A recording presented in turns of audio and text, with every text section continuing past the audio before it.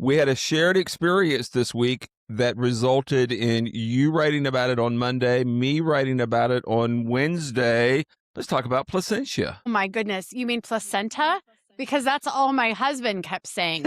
Who names the town Placenta? I'm like, no, honey, there's an I. And he's like, there's one letter off. He is not alone. I had the same thought. Lindsay growing up right next to Placentia. In fact, for a period of time, her grandmother lived there. She too had the same thought. And when I started posting about the event, I had someone all the way in Massachusetts reach out to me and say, oh my gosh, I thought you were speaking in placenta. And I did a double take and had to realize, no, that's not what he wrote at all, but it's awfully close. And I actually took the time to define that in my article, and it actually means pleasant place, not Pleasantville. That's a whole completely different topic, but pleasant place. And you took time out of your valuable, not just schedule, but weekend to come to the pleasant place of Placentia to hear me speak at an author's luncheon, which I know was a great experience.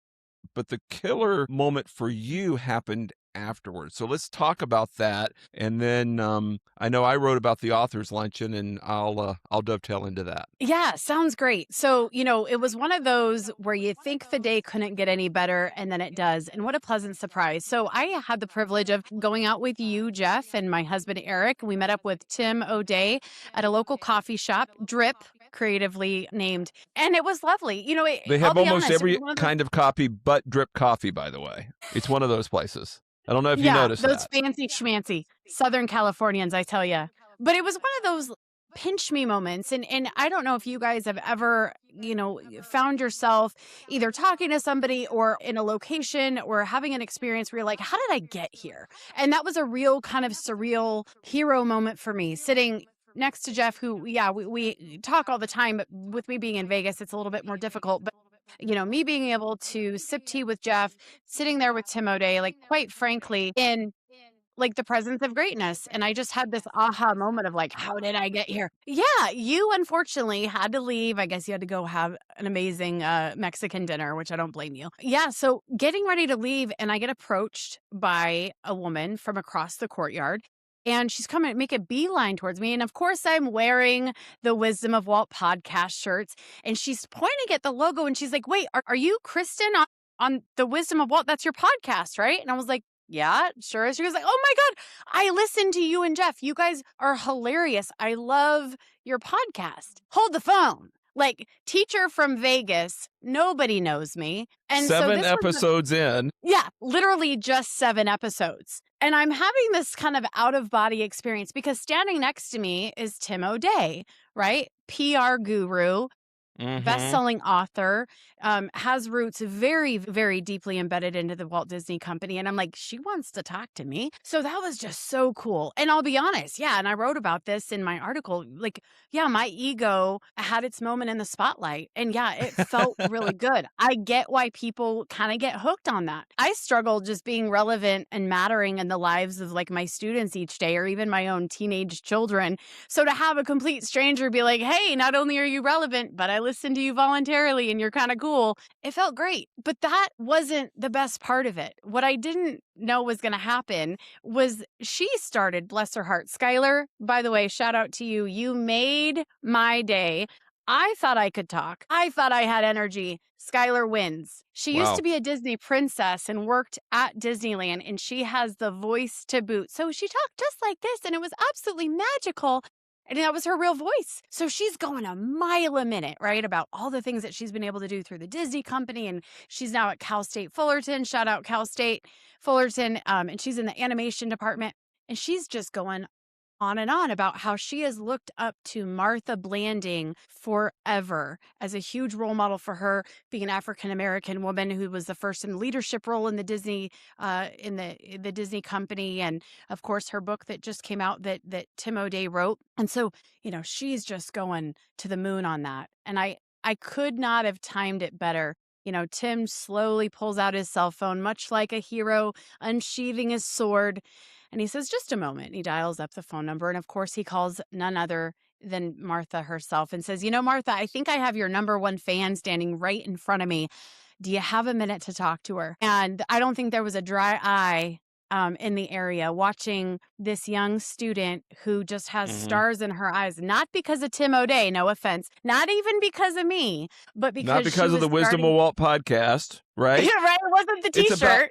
about connecting. Yeah. That's it. It was and it wasn't orchestrated. It wasn't artificial. It wasn't scripted. It was just natural connection with other people. And I saw it in 7 episodes, I saw this whole thing come full circle. Yeah, And that's it was amazing. beautiful.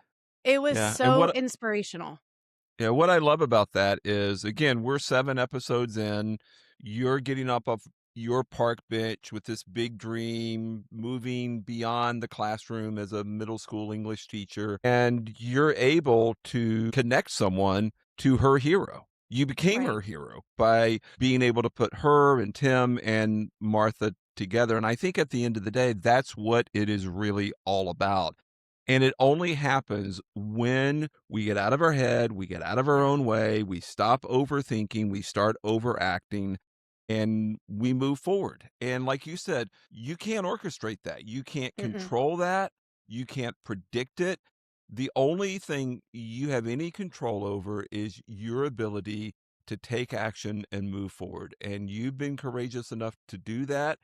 And you had your first wow, Wisdom of Walt movement, wow, on Saturday, and more are coming, right? Yes. And so, yay you, yay Tim, yay Skylar, yay Martha, and yay to everyone else who has listened to the first 7, 8 episodes of the Wisdom of Walt podcast. Thank you. Absolutely. And yay to you. As much as you hate it, we got to also throw a little yay back to you, because if it weren't for you, having the courage to get off of your own park bench and making your life mission all about connecting other people and getting them to rethink the way they see themselves in their own hero story, none of this would have been possible. Round of applause to all. We all get a gold Well, sticker today.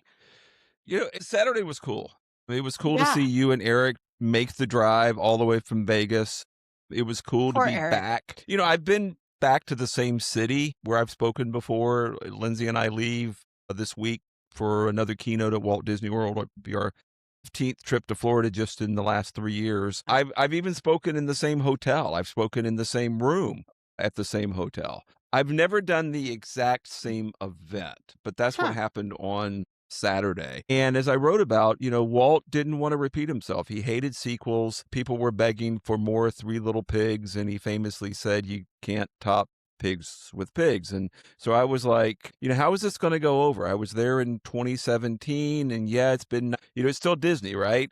And Mhm. I remember it as a great event, and I told this wonderful story of, how every time we would get anywhere near Placentia, I would say to Lindsay, "Hey, I did a library event here," and I didn't realize I was doing it every single time. And eventually, She did. she had to say, "Hey, I know you did a library event at Placentia. I don't need you to remind me every single time." And funny enough, when they reached out to me at the end of last year, their email literally started with, "You might not remember, but you did a event for us back in 2017." So I couldn't forward that to Lindsay fast enough.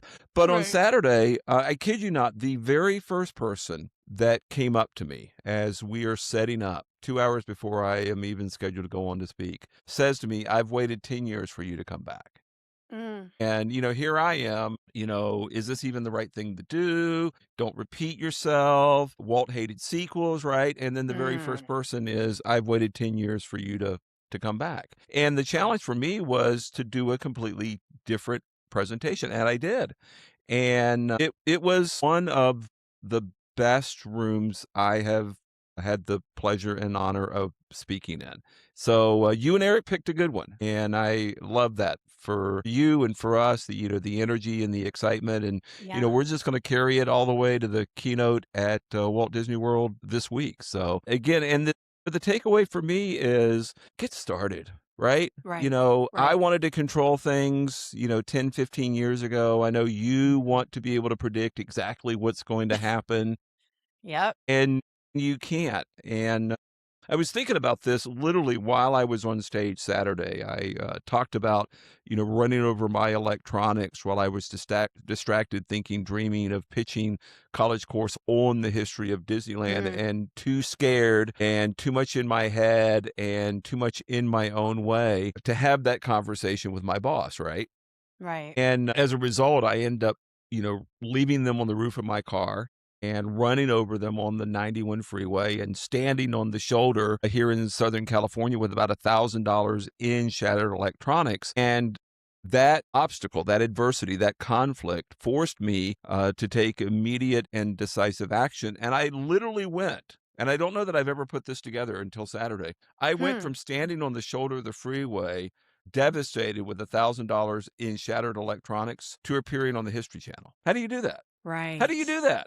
Wow. And I couldn't have predicted that, You right? can't orchestrate these things. Nor can you orchestrate it, right? And Right. so it's one of those moments, very much like what you had on Saturday, where Yeah. you just get started. You just start taking action. You just keep moving forward in the direction in front of you. It's a little bit like Frozen 2, which I can remember watching during COVID 6 years ago this month. Can you believe that? Oh my gosh, that's crazy. When you don't know what to do, you do the next right thing. And Yeah. that's the only choice. It's the only option in front of you. And And by doing the next right thing, you might end up on the History Channel. You right. might end up with a fan and having the opportunity to connect them with their hero, which Hmm. is what happened with you and Tim and Skylar and Martha on Saturday. And it only happens when you get up off of your proverbial park bench, right? It only happens when we stop Yeah. thinking and start acting. Absolutely. And to close on that note, the first thing Eric said to me was like, do we really have time? Do we really have the finances? Like, is this a smart move? And I was like, I can't explain it. I just know that I'm supposed to be in Placentia this weekend. I literally said, I gotta be there. And had we not done that, and of course we had a laundry list of reasons why we shouldn't have gone. I have Of laundry to course. do. I got lesson planning.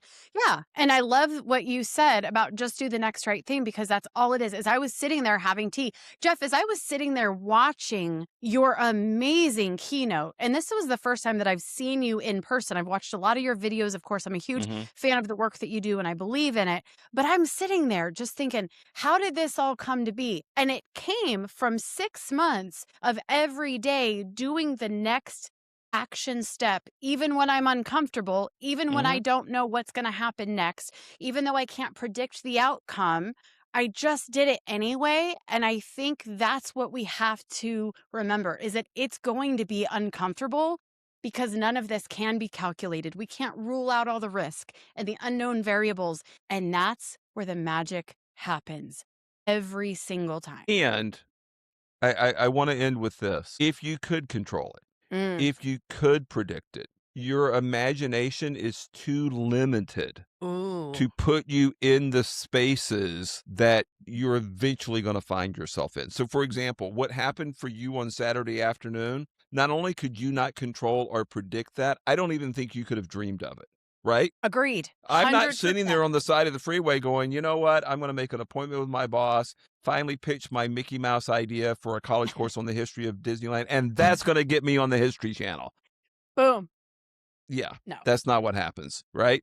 But no. you are going to find yourself standing on mountaintops that you did not know even existed if you just take action. So, all right, And everyone, this week, just do the next right thing.